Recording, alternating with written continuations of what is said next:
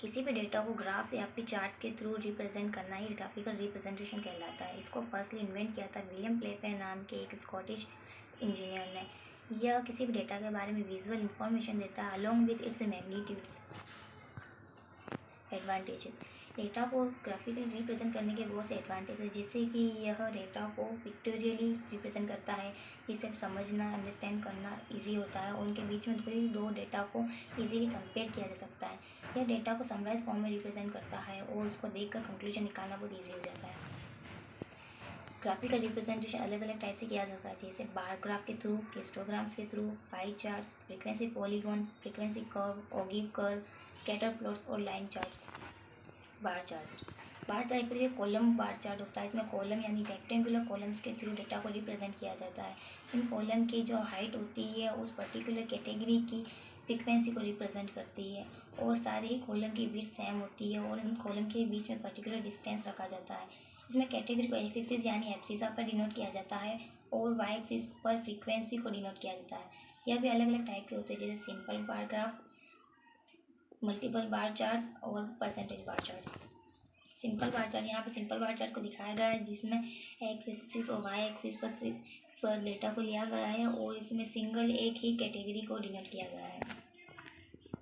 Multiple bar chart यहाँ पर temperature versus week के अलग अलग डे पर में उसका टेम्परेचर क्या रहा है, इसमें 2 ईयर का डेटा लिया है, 2019 और 2020, इसलिए इसको मल्टीपल बार ग्राफ कहते हैं।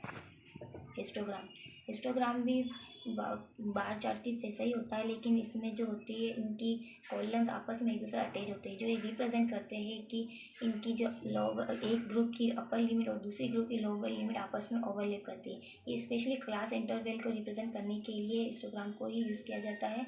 यह किसी पर्टिकुलर कैटेगरी को नहीं बल्कि एक क्लास इंटरवल को रिप्रेजेंट करता है। पाई चार्ट का यूज़ तब किया जाता है जब डेटा लार्ज अमाउंट में होता है, उसके सबके डेटा के लिए इंडिविजुअल कॉलम बनाना पॉसिबल नहीं होता है, तब पाई चार्ट में के थ्रू उसको रिप्रेजेंट किया जाता है।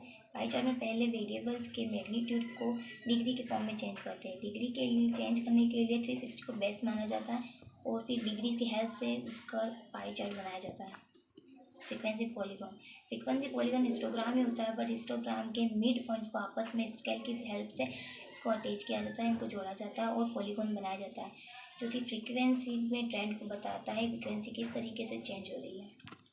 फ्रीक्वेंसी फ्रीक्वेंसी पॉलीगॉन की तरह होता है, बट फ्रीक्वेंसी पॉलीगॉन में हम पॉइंट्स को स्केल के थ्रू कनेक्ट करते हैं, जबकि फ्रीक्वेंसी कर्व में पेंसिल और हैंड के थ्रू उनको स्मूथली मिलाया जाता है और कर्व बनाया जाता है, जो स्पेशली एस शेप में ही बनकर आता है।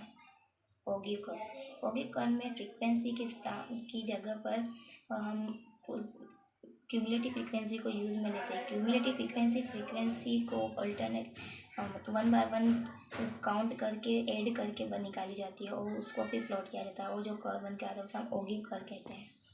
स्कैटर प्लॉट स्पेशली जो वेरिएबल के बीच में रिलेशन बताने के लिए यूज़ में लिया जाता है, यानी एक वेरिएबल के बढ़ने पर दूसरे वेरिएबल में क्या चेंजेस आते हैं, वो भी बढ़ता है या फिर वो घटता है। अगर वो दोनों एक साथ बढ़ते हैं तो वो रिलेशन पॉजिटिव कोरिलेशन कहलाता है, यानी वो दोनों आपस में प्रोपोर्शनल है डायरेक्टली। और नेगेटिव कोरिलेशन में जब एक वेरिएबल के बढ़ने से दूसरा वेरिएबल कम होता है, यानी उसमें गिरावट देखने को मिलती है, तो वो नेगेटिव कोरिलेशन होता है। और जब दो वेरिएबल के बीच में कोई भी रिलेशन निकल के नहीं आता, ना तो पॉजिटिव ना नेगेटिव, तो हम उसमें नेगेटिव उसमें कोई कोरिलेशन नहीं होता, जिससे कि हमने थर्ड ग्राफ पे इसको रिप्रेजेंट किया हुआ है। फर्स्ट ग्राफ में पॉजिटिव कोरिलेशन है, सेकंड में नेगेटिव और थर्ड में कोई कोरिलेशन नहीं है। Thank you.